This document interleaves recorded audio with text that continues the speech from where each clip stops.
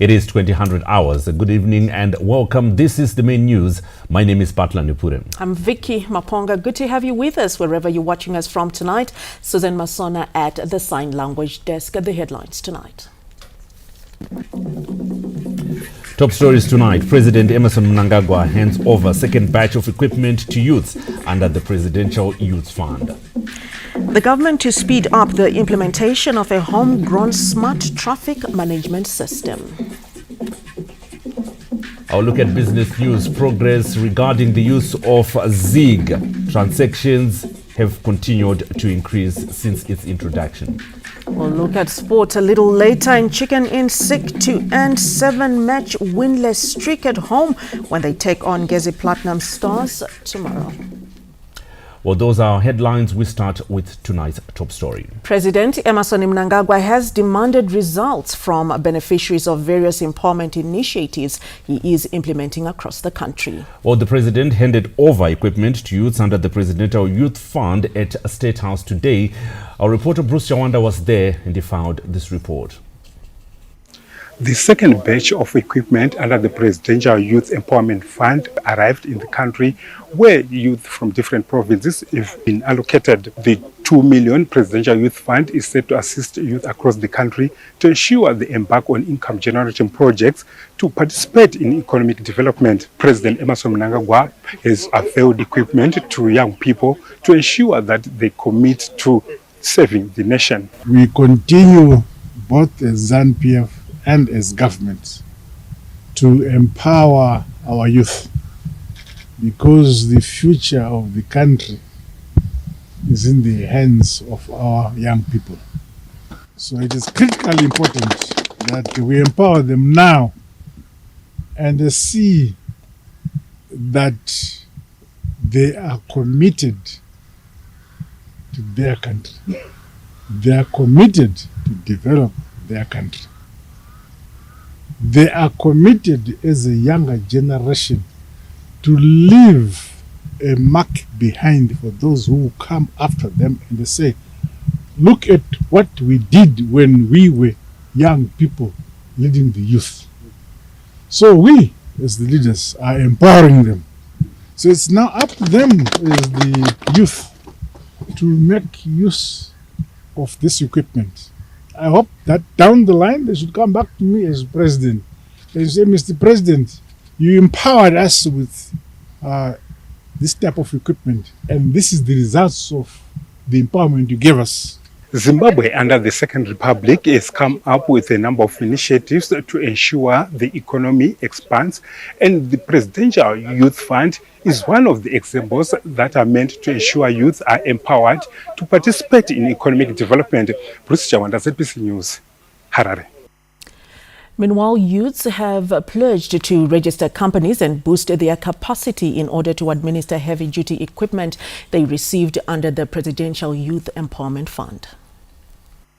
Provincial youth leaders who received tipper trucks and front-end loaders from President Emmerson Mnangagwa this Tuesday hailed the youth empowerment drive as a lifetime gesture that should revolve to benefit youthful generations to come. Tavakumbira His Excellency kuti tikwanise ku subcontractor ma equipment yatapiwa kune makambani mahombe kana ku hurumende ku Ministry of Transport, so that tinokwanisa kuwana ma contracts mota dzedu dzichisenzawo ikokoko tichiwana mari ichienda ku bank, so that mari iyo inove a revolving fund. Taudzwa pano na baba wedu president vati sema leaders atifana kunge tichibata mari idzi dzinofana kuendeswa makambani iyo ichave ino monitwa zvakanaka, then yoendeswa kuvana muma districts edu ese kunational central province ne 8 ma districts atinotarisira kuti chai identify kuti district imwe nerimwe zvipi zvavanoda mari yoenda inonoshandiswa ikoko. Mukuru wenyika vataura kuti Teto magwaro edu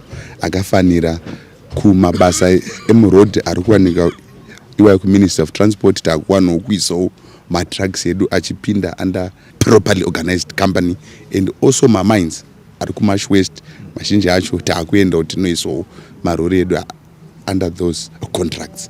The Minister of Youth Empowerment Development and Vocational Training, Honorable Tinoma Chakaire, rallied youths to put the equipment to good use in line with President Emmerson Mnangagwa's vision. I want to put emphasis amongst our leaders that please let's utilize this opportunity.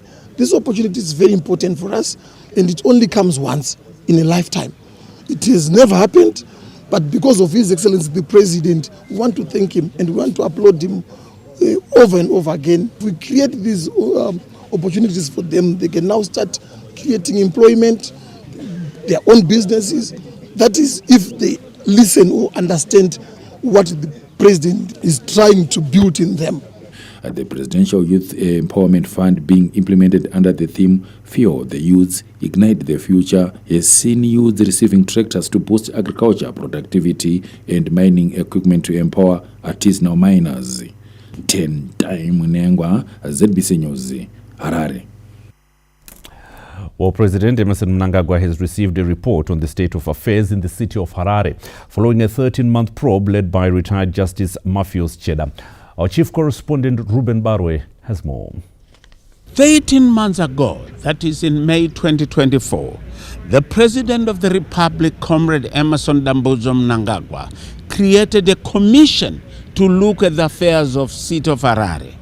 After realizing the rot that had crept in, you talk of lack of piped water, failing to collect the garbage, best water everywhere, best pipes. You talk of the random neglect with wanton abandonment by members of the public in the city. It was like a lawless jungle. And Mr. Justice Matthews Cheda was asked to chair this report. And he comes up with what the few takeaways of the report. As he said, it's the prerogative of the President to look at it and act on it. We gathered information which we required, some of it orally and other was written, but we were grateful that people complied, and we have that data, and that is the data which we now used to compile the report. So the report belongs to His Excellency the President of Zimbabwe, and he has it with him, and I no longer have the report. It is the ratepayers and residents of Harare who wanted to say something, who wanted to make a complaint. We provided them with a forum. So that is where our comfort derived from. It is you people who wanted to say, and you said what you wanted to say, and we have compiled the report, and we are comfortable with the report. On what could be the major issues? Here he says there were many hands in the cookie jar. In conclusion, there were too many dirty hands in the cookie jar. Too many dirty hands in the cookie jar. Minister of Local Government, Comrade Garwe, said they are happy that now the report is out. And it's up to the President to look at it and act on it. The 12th of May 2024, His Excellency put in place a commission of inquiry to investigate and report back and make recommendations to the President on the way the city of Harare, which is the capital city of Zimbabwe, is being managed, the level of maladministration that has been reported by the ratepayers, the decay in service delivery, and many other ills, including externalization of resources. So they finished the report. The chairman and us and myself as the Minister of Local Government will come to present the report to His Excellency. The details of the report cannot be disclosed today because the President has to go through the report and sit down with us and then finalize and give us the way forward. But we are happy that we have submitted the report to His Excellency in terms of the mandate he gave to the Commission. This report is born out of the decay in the way our local authorities, our urban local authorities are being run. Harare City Council being number 1 and Bulawayo City Council being number 2 going forward. We've made the recommendations that we need to have a thorough investigation of all our urban local authorities because there is a lot of decay. Ruben Barwe, ZBC News, State of Harare. President Emmerson Mnangagwa's unannounced visit to Parire Nyatwa and Sally Mugabe Hospital allowed unfiltered interaction, which gave him an opportunity to assess the operations at the health institutions. Unannounced, President Emmerson Mnangagwa turned up at Parenyatwa and Salimugabe hospitals in Harare this Monday to have first-hand appreciation of the situation at two of the country's major referral hospitals. In the video footage obtained by ZBC News, the head of state is seen undertaking an extensive tour of the medical institutions, starting with Parenyatwa.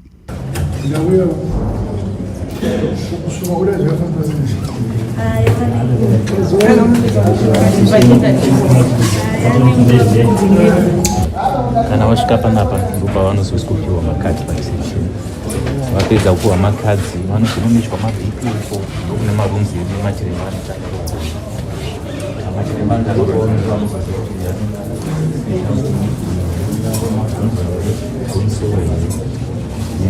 emergency anenge auda kukadzikirwa anozagara panozokonanga pane rumire. Already the picture does not look too good from the onset, with the floors having caught his attention.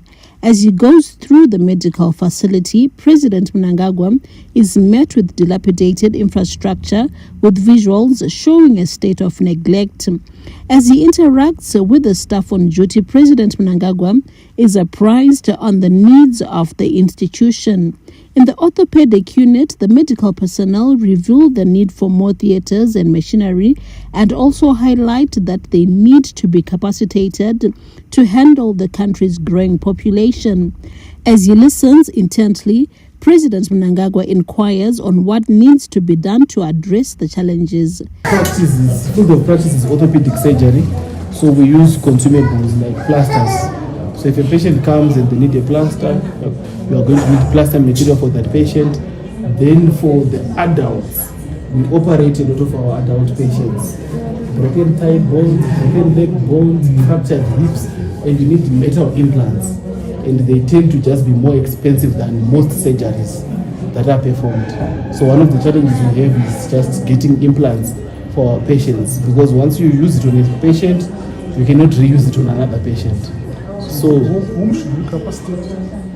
I think it's the institution, it's of the hospital. Yes. So that we can get implants for our patients, and also hospital space for surgery. As the population within the city has increased, the number of patients we have is also going up, but the capacity of the hospital remains fairly limited. So we've got more patients who need surgery, we have to go on a waiting list with a lot of patients.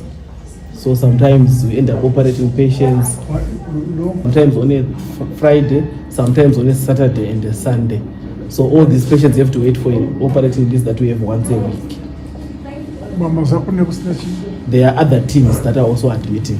Okay. Yes. How do we resolve the problem in your view? Trying to make maximum use of the available theatre space.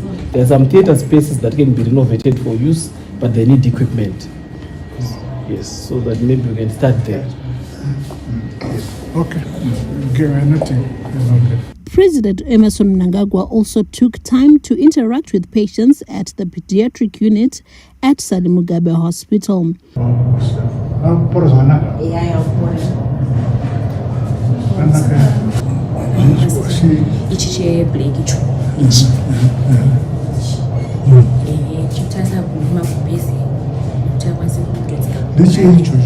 Chibet credo chekuisira kubhesi titombotakazva pakubhesi asanamiri paronda chisimbi chofuka chisimbi ndo chinofuka kumboenda mukati kana kuti At Snat Farm, the president was also updated on the need to acquire more drugs to be distributed to the country's public health institutions. Snat Farm tukupa mishonga kusukona na mbuya vari kumusha. Saka ndo mishonga yatokumbirwa kuti SBD imuke titenge mishonga iyoyo, because mishonga mimwe yachona iri kuuya government iri kutibatsira. Amuri kutibatsira baba. With the bulk of Zimbabweans relying on the public hospitals, furnishing them with the requisite equipment will go a long way in improving the country's healthcare sector. The unannounced visit by President Mnangagwa is expected to ensure he does not rely on second-hand information on the state of the country's health sector and this will give him an urge to address the current needs of the public hospitals. Meanwhile, government is making efforts to improve health delivery across the country through construction of new health facilities, upgrading existing ones and equipping them with modern equipment. Josephine Mugio, CBC News, Harare. Now, the government is set to accelerate the implementation of a homegrown smart traffic management system that is aimed at reducing road traffic accidents and traffic law violations.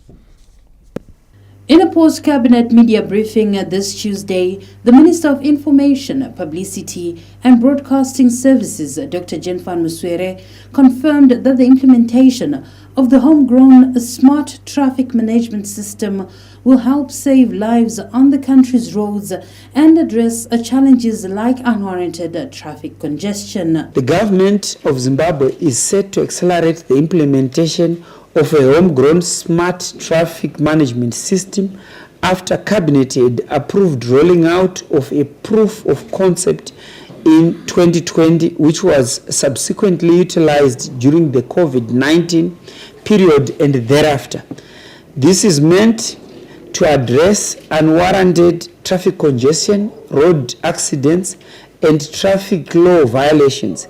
This innovative system utilizes advanced technologies such as the Internet of Things, artificial intelligence, and big data analytics to enhance traffic flow, road safety, and transparency.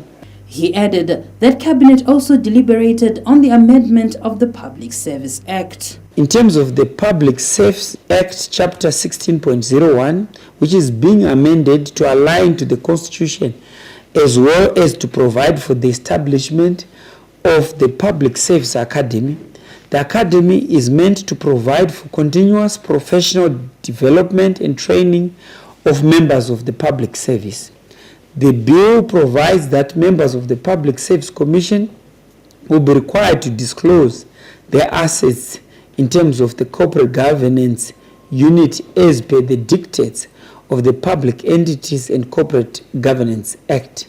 The National Gender Policy was also proposed and approved by Cabinet. The National Gender Policy aims to promote gender equality and women's empowerment in Zimbabwe, recognizing the diversity of different groups and the need to address stereotypes and prejudices about gender roles.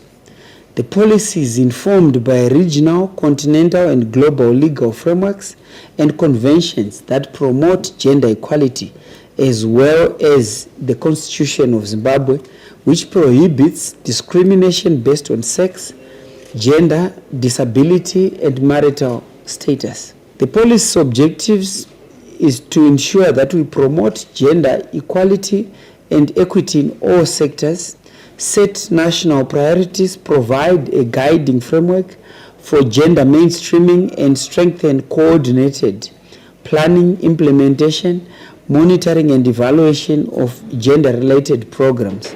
Issues relating to the establishment of the Greater Mapungubwe Trans-Frontier Conservation Area, along with preparations to host a regional conference on the parole system in Africa this year, were also discussed.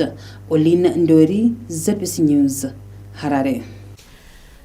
The First Lady, Dr. Auxilia Mnangagwa, who is in the United Arab Emirates for the 7th edition of the MEC Foundation First Ladies Initiative Summit, met with a renowned Asian investor and philanthropist, Mesa Group CEO, Mr. Patrick Suri, and they deliberated on the need to collaborate in various sectors, key among them education.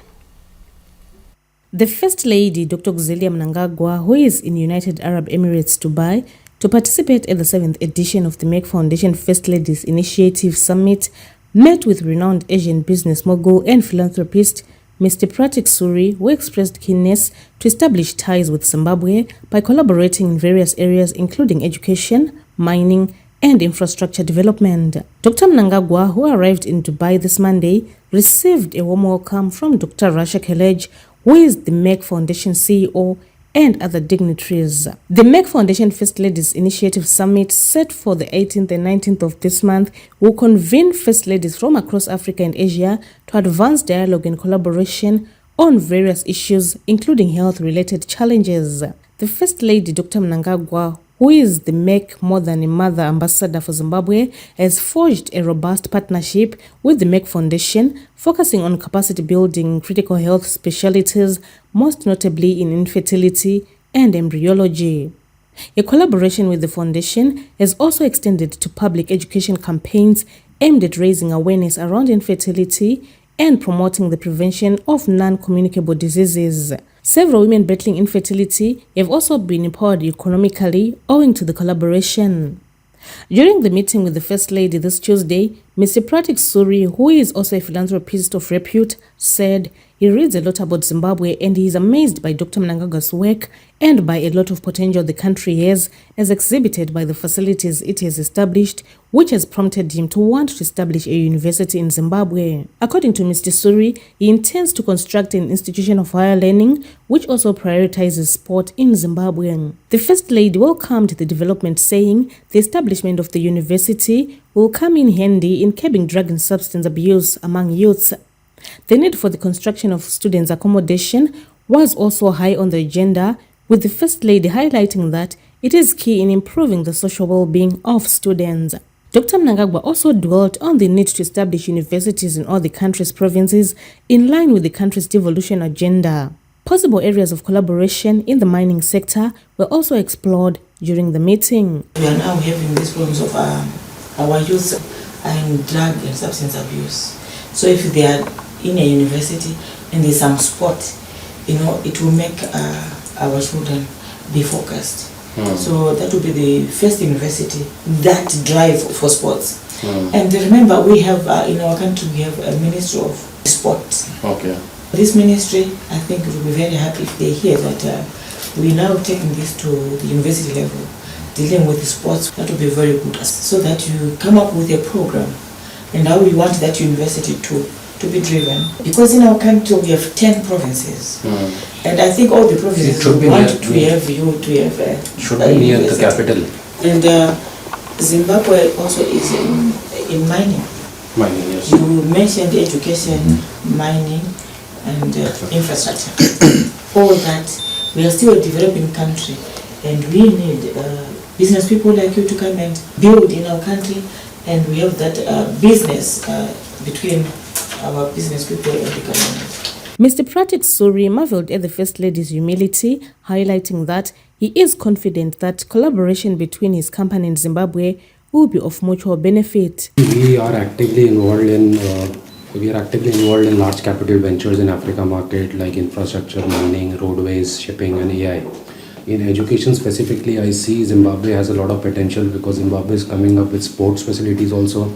And recently I see from Zimbabwe has become Olympics head also.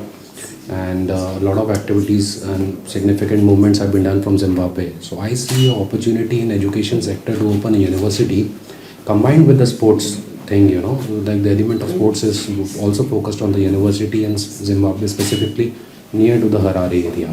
So that will be, a joint venture project as a PPP model with the government of Zimbabwe and my company MDR Investment. That is what we are looking for as of today. See, we have a trading division of building construction material supply, which have been actively involved in supplying building material to African continent. And for us, building construction is not difficult because we have a partner with us in the company who is expert in construction, and we become a co-investor with them. And student accommodation, housing, infrastructure is a blessing, even for the country and even for us, when we build something for the students. Infrastructure project is something where we already have expertise. And then the mining sector, if it is given as per, what we have, experience in, we are most open to do investments in mining sector as a co-investor in that. Zimbabwean envoy to the United Arab Emirates, Ambassador Love Momazemo, also attended the meeting. The Make Foundation First Lady Summit, which begins on the 18th of this month, is an international forum that brings together First Ladies, leaders of health organizations, policymakers, and technical experts from various parts of the world, with a particular focus on the African and Asian continents. This year's summit will be held under the theme, Together We Make a Difference, and the conference will include plenary and technical sessions focused on key areas such as health, capacity building, combating the stigma associated with infertility, promoting girls' education, preventing child marriages, and advancing gender equality. Colette Msanyera, ZBC News, Dubai. Now, the government has welcomed the resolution passed by the United Nations General Assembly that proclaimed December the 4th each year as the International Day Against Unilateral Coercive Measures. The resolution passed this Monday urges the states to refrain from adopting, promulgating and applying any unilateral economic, financial or trade measures not in accordance with international law and the UN Charter that impede or undermine the full achievement of economic and social development, particularly in developing countries. Zimbabwe, which has been under illegal economic sanctions since the turn of the millennium, has welcomed the resolution, saying it is a milestone in ongoing efforts aimed at raising global awareness on the adverse effects of the coercive measures. Zimbabwe was part of the sponsors of this very important resolution. Our embassy in New York was working with like-minded countries in what we call the Group of Friends in Defense of the Charter of the United Nations. And we sponsored this resolution as part of ongoing efforts that we've been undertaking to create awareness on the impact, the adverse impact of unilateral coercive measures on targeted countries.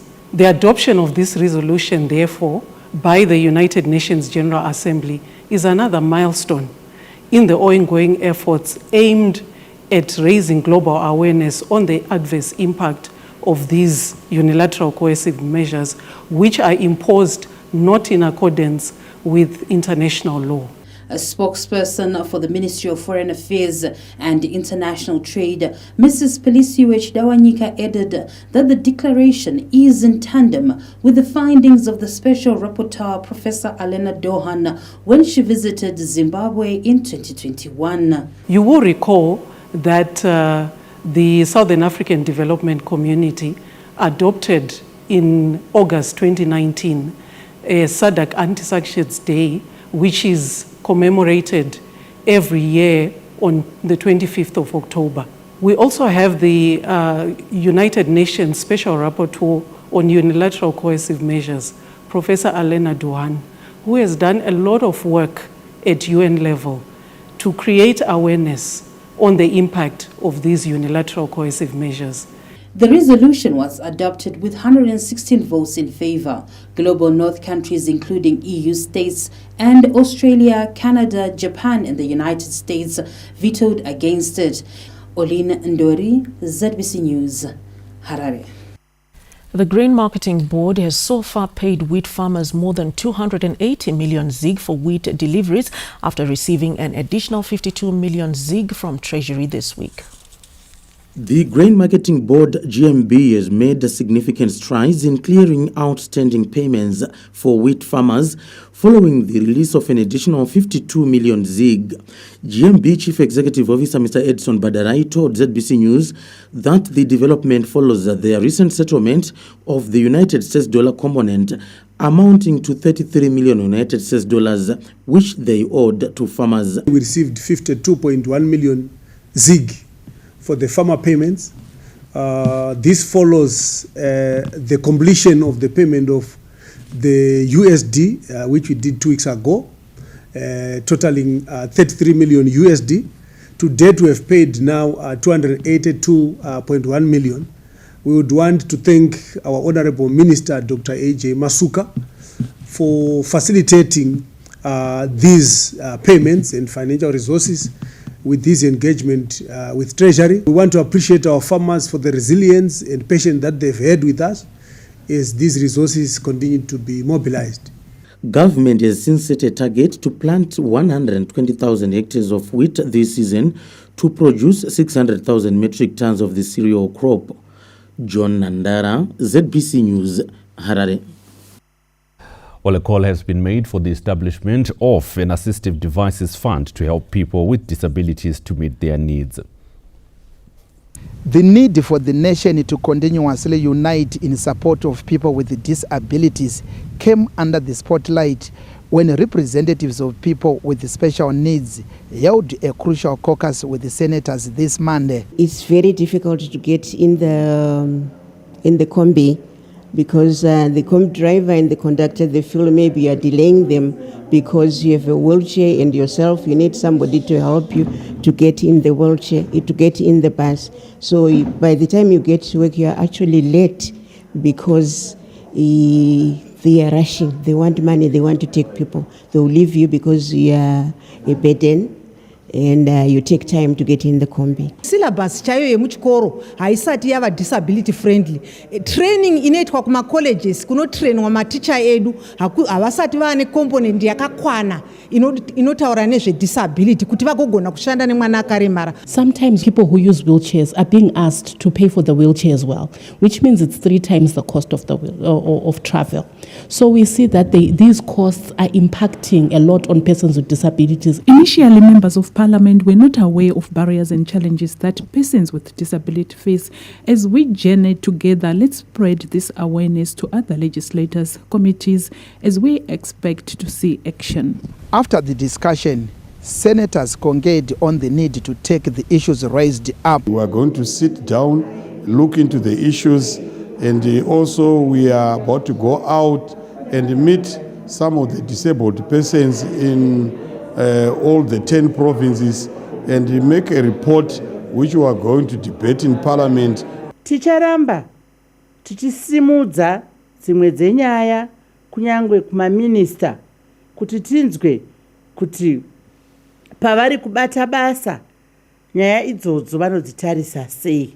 Ticharamba tichikurudzira kuti pave nokudzadzikiswa kuti magwaro aripo akasimbiswa, tichitenda kunyangwe His Excellency vakasimudza kana kuvandudza Disability Policy 2021 kuti gwaro iroro rakatikoshera sevanhu vakaremara asi toda kuona zvichibatika. This Monday's discussion comes at a time when the government is rolling out several initiatives to support people with disabilities, including the implementation of a national disability policy and inclusive education.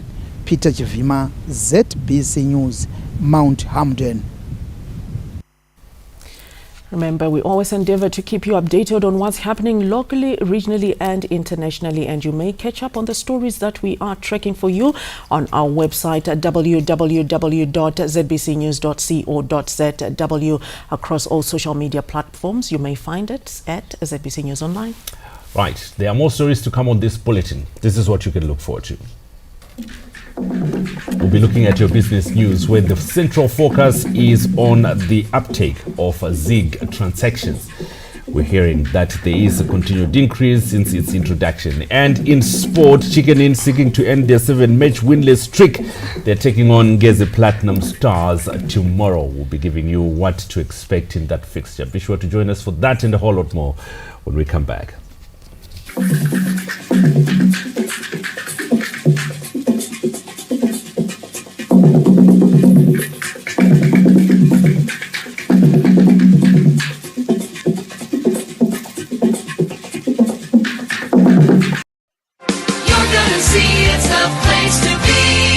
Mark your calendar, June 25th to 28th.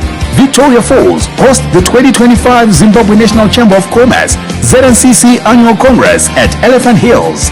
Running under the theme, Unlocking Business Potential Through Policy, Partnerships and Productivity.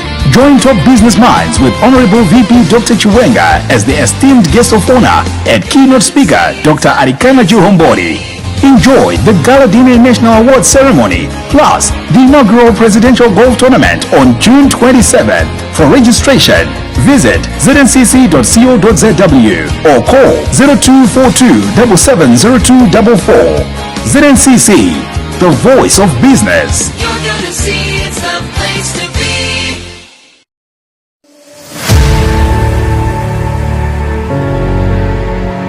It's the Matabeleland North edition of the Zimbabwe Prisons and Correctional Service Commissioner General's Goodwill Trust Fund fundraising golf tournament set for Saturday, the 21st of June 2025 at the Elephant Hills Golf Club.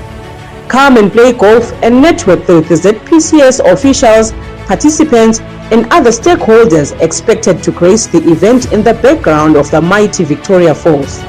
great marketing and sponsorship opportunities are available to raise both financial and material resources for the ZPCS Commissioner General Goodwill Trust Fund.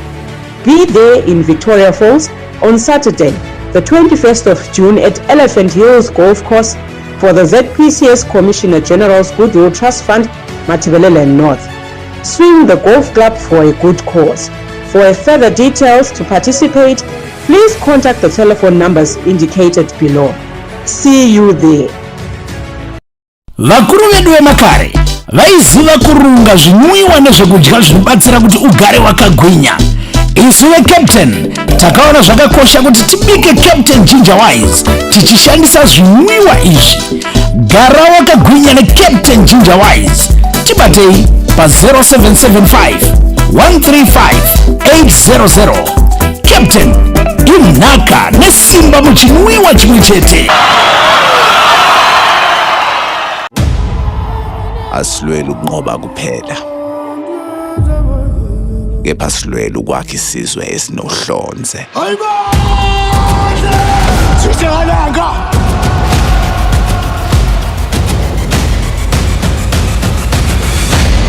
Sekunjalo.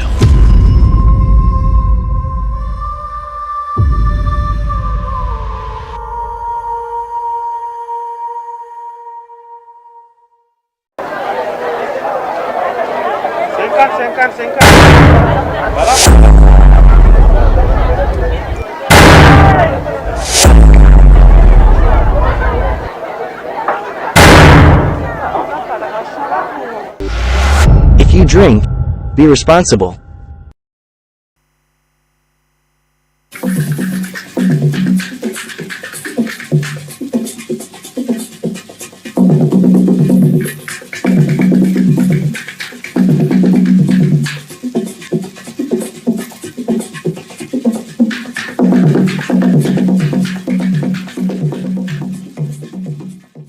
Welcome back. You are still watching the main news, and of course we will continue to urge those that do need that toll-free number for drug and substance abuse. The toll-free number to use is 0714 647 002. So kindly use it if you must.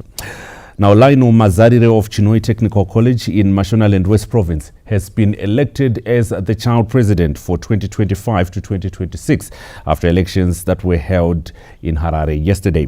Mike Ondambani of Chaplain High School in the Midlands Province, who came second in the tightly contested election, is the new Speaker of the Parliament for the 33rd session of the Junior Parliament. Mazarire secured the top position after a tightly contested election in which he beat 9 other contestants who were vying for the top post. After the announcement of the results, Mazarire shared his vision in advocating for children's rights. Child rights don't have to be just words written with ink on a paper. They have to be something that a child actually gets. And this is what we want. This is where we actually advocate for the budget and planning for child rights. And that is what I'm going to make sure and advocate for. Meanwhile, the newly elected Speaker of Parliament, Michael Ondambani, says his parliament is ready to craft child-friendly legislative frameworks that address challenges being faced by young people. I will uphold the law, and we are going to establish new policies that are going to help the African child, help the Zimbabwean child, and our rights to be embraced and upheld. My Parliament and I are going to make sure that these policies are strong and firm and will be heard by our senior executive, our president. Zimbabwe Youth Council Programs Manager Lungani Zwangobani said the elections were conducted in a transparent manner. We had all the 10 provinces of the country convening at Harare Institute of Technology, where the children elected their child president. The elections went well. We are now ready for the official opening, which will happen on 20 June at the Parliament of Zimbabwe. The incoming child president is expected to be inaugurated later this week during the official opening of the 33rd session of the Junior Parliament in Mount Hamden. John Nandara, ZBC News, Harare. We're crossing over to our Montrose studios. Marilyn is on standby. Marilyn, good evening.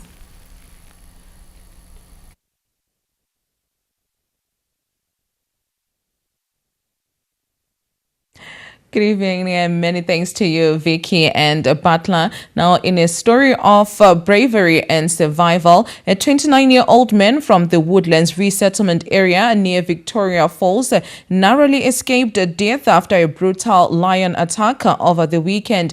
Our reporter Tichawana Kurewa brings us the story of survival and a growing call for action. What started as a normal day for 29-year-old Metrod Chuma turned into a fight for his life. On Saturday at around 10 a.m., Chuma heard something unusual outside his home, shouts, barking dogs, and the unmistakable roar of a lion near the community's cattle grazing area. Around 10 kusapuleveni khona yabe ngisizwa abantu benikela ngezinja zinsizwa izinja zikhongotha then nake nyabe ngiphuma nyabe ngisizwa isilwane sikhala isilwane lesana nje sabhonga kawani izinja lesana zona lokho zikhongotha ngiyagijima ngisithi kahle ngiyancedisa abanye ukuthi nje bani lapha eselusela khona inkomo zethu kule nyamazana ezabe zifuna uku-athaka inkomo zethu so ngiyagijima ngiyahlangana nabanye abanye babe baningi nje khona sithi sixotshana inyamazana lani khatshana lani yangilezifuyo. The victim and a few others bravely moved toward the danger, but the lion had other plans.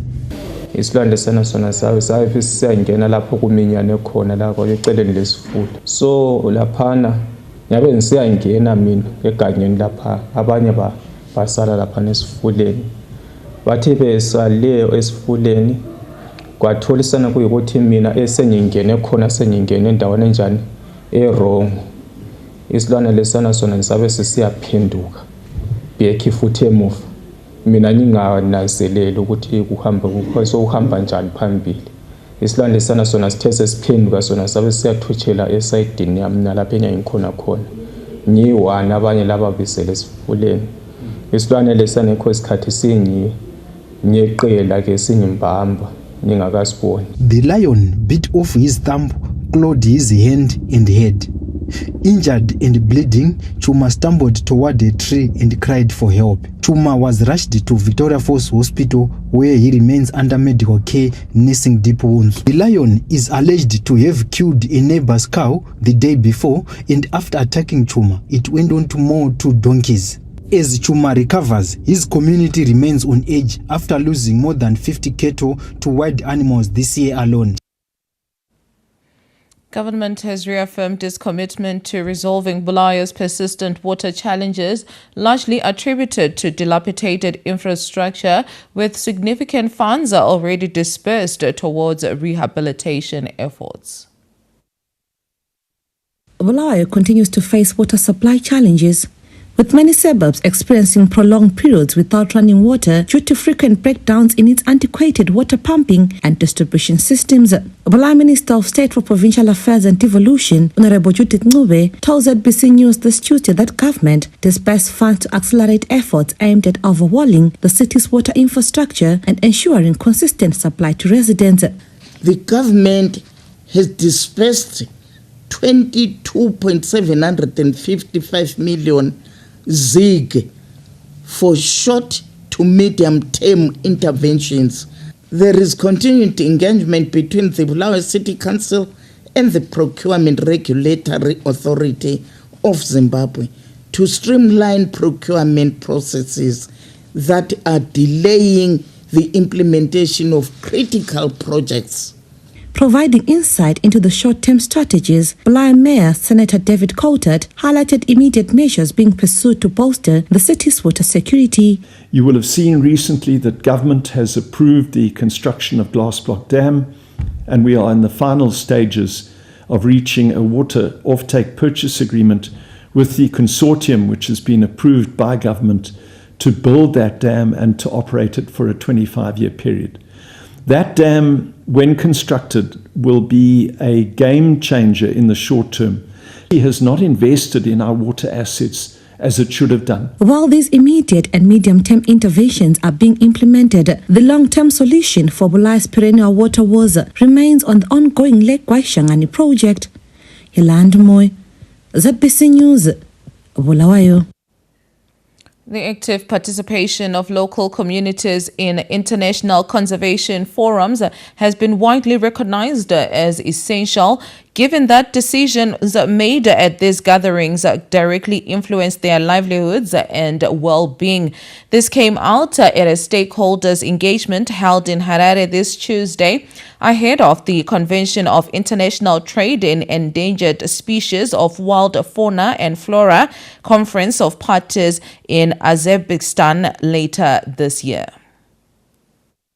Organized by the Zimbabwe Parks and Wildlife Management Authority, ZimParks, the meeting served as a platform for discussions on a range of critical issues necessary for the effective collection of relevant data to be submitted to the region. Some of the stakeholders in attendance noted the need to address bias in the decision-making process, with global votes potentially undermining the voices of African nations that hold a large share of global wildlife resources. Global North are more interested in just knowing that there are elephants in Africa. They're just interested in knowing that they can go in Africa and one day and see the elephants. But the plight of our people will remain marginalized. The needs of our people will remain marginalized. Their desires will remain marginalized because we do not have the resources to support them. I think the world up until recently has focused on your more charismatic animals like the elephants, the lions, etc. And so pangolins are finding their way up there. So one is creating that awareness and keeping that awareness up there. And I think getting the governments to buy in. Zimbabwe Parks and Wildlife Management Authority spokesperson Tinashe Farao noted how the discussions will cascade to regional and national level preparatory meetings for COP20. When we are discussing elephant issues, we as Zimbabwe, because we have the numbers of the populations, our votes must carry the weight because of what we have. And we are also saying those who have animals must always participate in areas where they have done something to make sure that they have those animals. This year's CITES COP20 will tackle proposals to resume commercial ivory trade at an international level, the management of existing stockpiles, and continued efforts to secure the closure of the few remaining legal domestic ivory markets. Government has urged public and private sector players to embrace vast business opportunities in the country and drive Zimbabwe's industrial growth. This was said by the Mashonaland West Minister of Provincial Affairs and Devolution, Honorable Marion Chombo, ahead of next month's Provincial Investment Conference set for Kariba. This year's theme is unlocking and strengthening provincial potentials sustainably towards the realization of Vision 2030, which underscores our commitment to fostering an environment conducive to sustainable investments. We are excited to invite local and international investors, development partners, business leaders, and government departments to participate in this prestigious event, which is expected to draw up to 300 delegates. Furthermore, we extend a special invitation to the Zimbabweans in the diaspora and foreign investors to join us virtually. That ensures that their insights and contributions are included in this vital dialogue. The conference will focus on 3 key areas which are very critical to the province's economic growth and development. The 3 are: number 1, value addition in agriculture and mining, promoting strategies to maximize the potential of our natural resources through processing and value addition. Number 2, infrastructure investment, highlighting the need for robust infrastructure to support economic activities and attract investment. Number 3, tourism development and revitalization, scaling up investment in the tourism sector of the province through development of MICE infrastructure and expanding attractions by investing in new products. And that's it for myself, Marilyn Gonya, and the Montrose crew for tonight. Main news continues from Pocket Hill Studios in Harare, where Vicky is on standby. Vicky, it's back to you. Thank you, Marilyn. We move on. Veteran adventurer and explorer Ambassador Kwame Mzawazi, who was the first Zimbabwean to complete an overland journey across Africa in 2010, has congratulated Yundudzo, who recently went through almost a similar journey. Back in 2010, Ambassador Kwame Mzawazi made history by becoming the first Zimbabwean to complete an overland journey across Africa. Mzawazi's expedition started in Spain, while Ndudzo embarked on a similar journey, however starting from the United Kingdom. Heartfelt congratulations to Mr. Ndudzo for this great achievement. It takes a lot of courage, tenacity, and singularity of purpose to be able to traverse the continent of Africa. You know, there are problems of visas. We still have that problem. We've got issues to do with, you know, even resources to fuel the journey, you know, and the different climates, etc. So it's a great achievement. I would really like to congratulate him, and I'm privileged to be one of the few people who understand what it means to cross Africa. Mzawazi gave an insight into his journey. I did what you call the West Coast route, leading from Algeciras in Spain to Tangier in Morocco, and then traveled, Morocco, Western Sahara, Senegal, turned left to Mali, turned right to Burkina Faso, Ghana, Benin, Togo, into Nigeria, and then from Nigeria to Cameroon, Gabon, Congo Brazzaville, Congo Kinshasa, Angola, Namibia, South Africa, and then Zimbabwe. You need to have accepted the possibility that anything will happen to you. He also spoke on the need for Africa to scrap visas to enable ease of traveling. Travel in Africa remains very difficult, especially overland. We need to work on the issue of abolishing visas for black people traveling in Africa. We need to make it easy for Africans to visit each other without requirement of visas. When I went through 21 countries, I needed 17 visas. But a European who will go through the same route will need only 5 visas. In 2010, Mzawazi came back to a hero's welcome with a lavish party thrown in his honor. Fungai Jachi, ZBC News, Harare.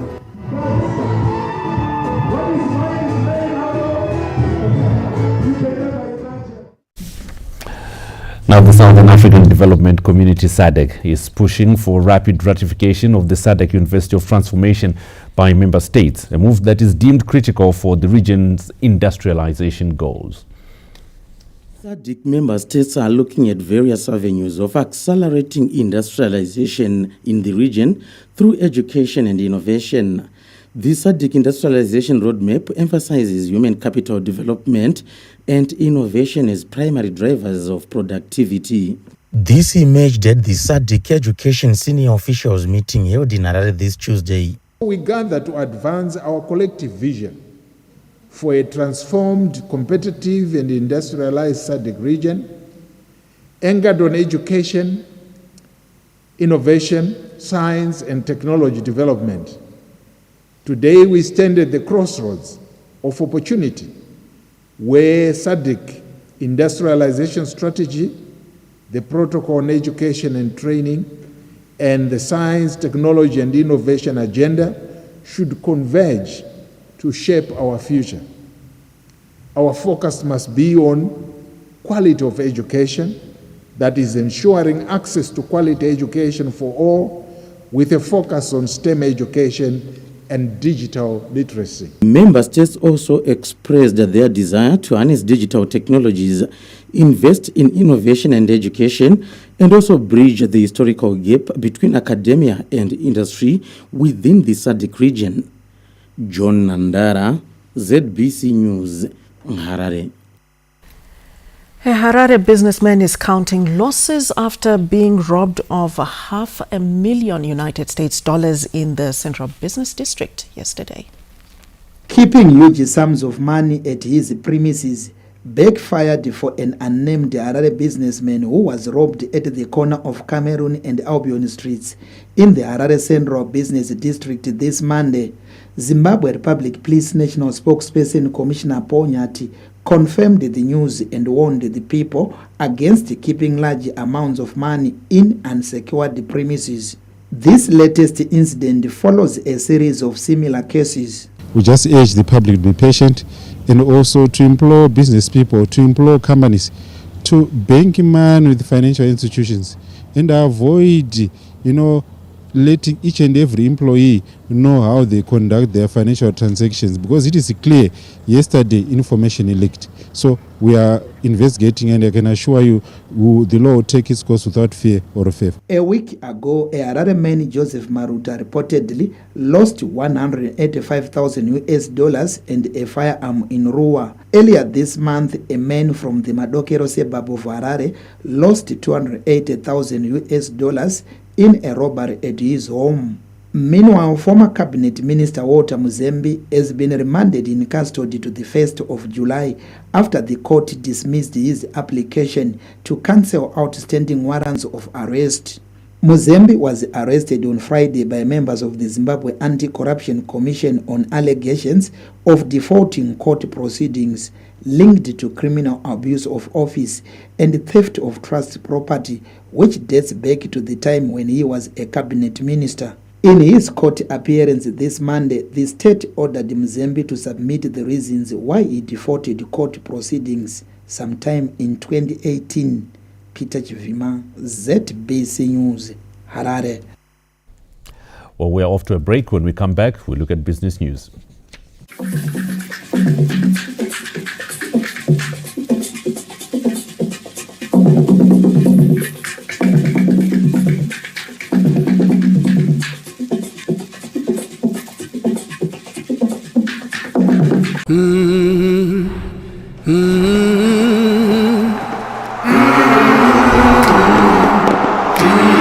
Crowd goes absolutely emphatic. He has done it. Get ready for more on Supersport, the only place to watch all the FIFA Club World Cup. Ladies and gentlemen, esteemed citizens of Zimbabwe, mark your calendars. All roads lead to Bay Bridge on Saturday, the 21st of June 2025, for the highly anticipated Run for Hope Half Marathon in honor of our esteemed Vice President, Honorable Colonel Retired Campbell Dugish Mohadi, under the theme, Championing a Drug-Free Future Towards Vision 2030. This event promises to unite participants from across the nation in a celebration of health, fitness and community spirit. Distance to be covered include 3 kilometers, 5 kilometers, 10 kilometers and the full 21 kilometers. On Saturday, the 21st of June 2025 in Bay Bridge, this marathon is more than just a race. It's a tribute to the Vice President's unwavering dedication to the health and well-being of our nation. Registration is absolutely free. Sign up today at www.hypenation.co.zw or call 0719-591-300 for more information. Whether a seasoned runner or a beginner, this is your chance to challenge yourself while enjoying the stunning landscapes of Bay Bridge. Let's come together, young and old alike, for a day of fitness, fun and unity. Together, let us embody the resilience and strength of the Zimbabwean spirit and make this marathon a day to remember. See you at the starting line. Proudly sponsored by Net1.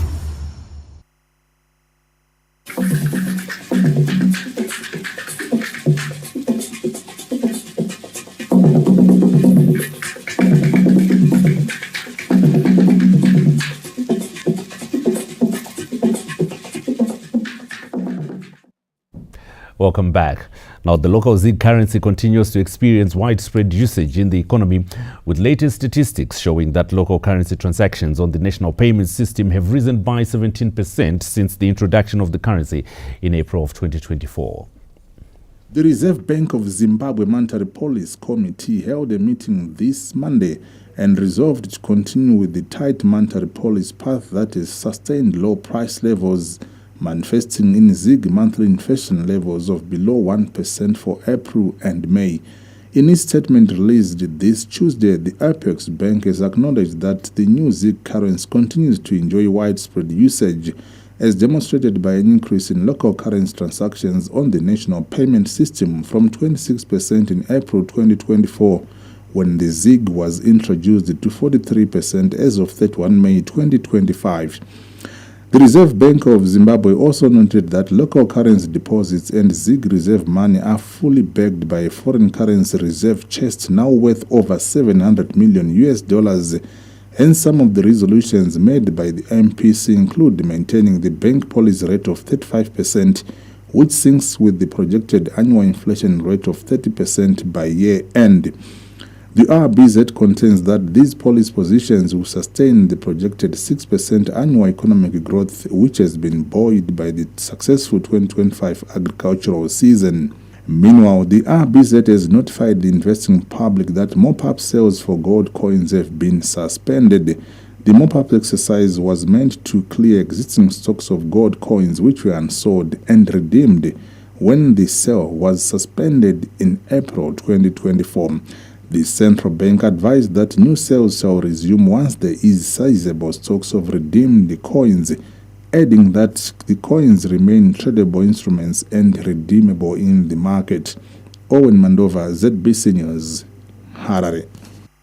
From business news, we look into the arts. The Zimbabwe International Film Festival Trust says it will not be hosting its annual festival due to resource constraints. The annual 10-day film festival, usually held in either August or September, will not be there this year after the Zimbabwe International Film Festival Trust cited financial challenges. ZIF Programs Director Kudabu Titi said they are organizing community outreach programs to compensate for the absence of the annual film festival. For this year, we are not having the bigger festival, our annual festival, the Zimbabwe International Film Festival, because of some matters to do with financing and resource mobilization. So we have a program that will be running for this year, which is the Outreach to Educate program, where we go into communities with selected films that were submitted to be screened at the festival. So currently we are doing screenings in Chitungwiza and in Harare CBD every month. WTT noted the growth of online productions in the country. We have seen growth in terms of productions in Zimbabwe. Unfortunately for cinema productions, growth yacho yaitaka kudzikira because of an increase in numbers online productions. A lot of local filmmakers are opting to go online and distribute their productions via online platforms and YouTube and TikTok and Facebook, short films and stuff. The Zimbabwe International Film Festival was established in 1998 to celebrate cultural and artistic expression, with filmmakers using the platform every year to showcase a diverse array of films that reflect rich heritage, contemporary struggles, and vibrant futures of African nations. Farai Gwaze, ZBC News, Harare. And that is our look at the arts. I hear that there's something exciting in the Kasolaga Premier Soccer League coming tomorrow. Anashe is on standby with sport. Anashe. Thank you so much, Butler. Let's get straight into sport. Bulawayo, the Premier Soccer League side Chicken Inn, are hoping to exercise the Luveve Ghost, which has seen the Gamecocks go for 7 games without a win at home. It has been a barren start for the Gamecocks this season, and after 15 rounds of matches, they've only won 2 games. Chicken Inn are yet to collect maximum points at home and have scored a single goal this season at Luveve. However, the team is seeking to turn the tide when they're hosting as the Platinum Stars this Wednesday. Because so they very hard to win. It's a must win. Team, I think seven men, especially our home games. I think it's almost 8 to 9 games, and I think it's slotly 1 goal, which is not enough. So we are supposed to first we need to warm.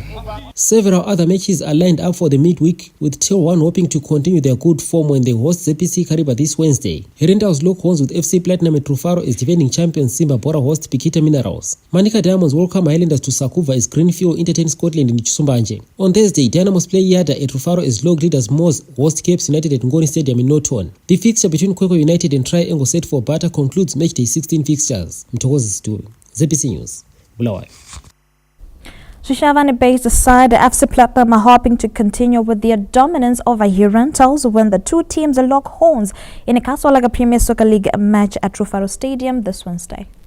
Following an emphatic 4-0 victory against ZPC Kariba last Saturday at Mandaba Stadium, former champions FC Platinum have a date with tricky customers Herentals at National Sports Stadium this Wednesday.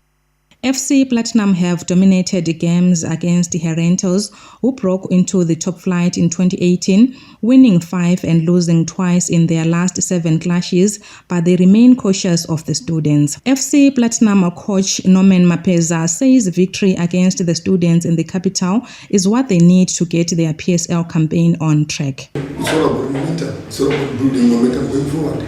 So building momentum going forward, we just have to keep our feet on the ground. Like I said, we are not out of the woods yet, but we just have to stay focused and keep believing that anything is possible in a game of football. Pure Platinum play, who had a slow start to the season, seem to have found their goal-scoring touch and have no injury concerns ahead of Wednesday's match. Zimbabwean rugby player Tapua Chabata is set to make history by participating in a Guinness World Record attempt for the longest rugby game played ever, a grueling 36-hour match to be hosted at Mullingar RFC in Ireland from this Wednesday. The 53-year-old former Sables player is using the challenge to raise funds for 3 charity organizations in Ireland. Born in Mount Darwin, Chabata started playing rugby while at Chaplin High School in Gweru and later became the first captain of the Zimbabwe universities and colleges. He served in the Zimbabwe National Army from 1993 to 2000 and relocated to the United Kingdom, where he has since been based. That's it from the Sports Corner. I take you back to the main desk. All right, let's now bring you the weather report and forecast.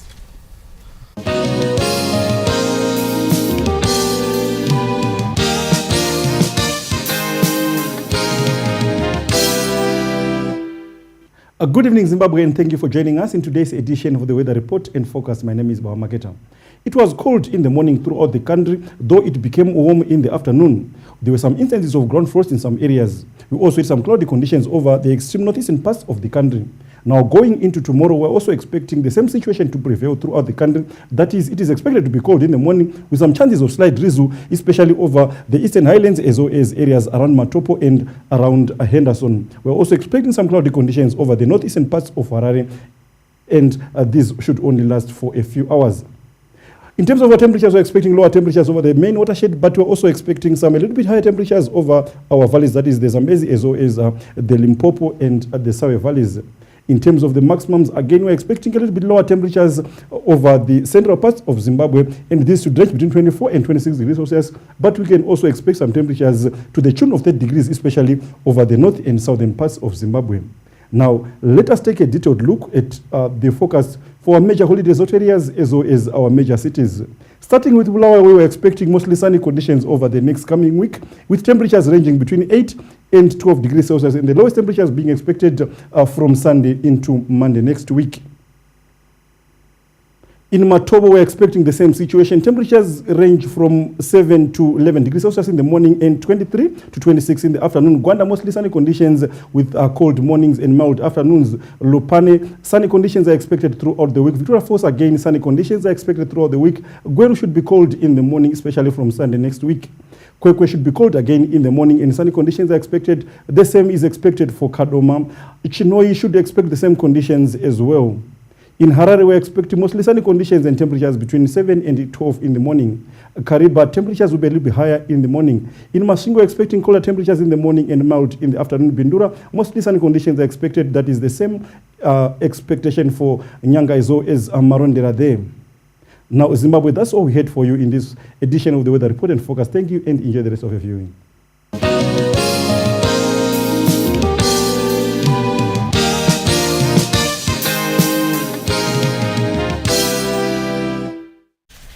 That's the way of the weather there, and we are done for tonight. Let's meet again tomorrow.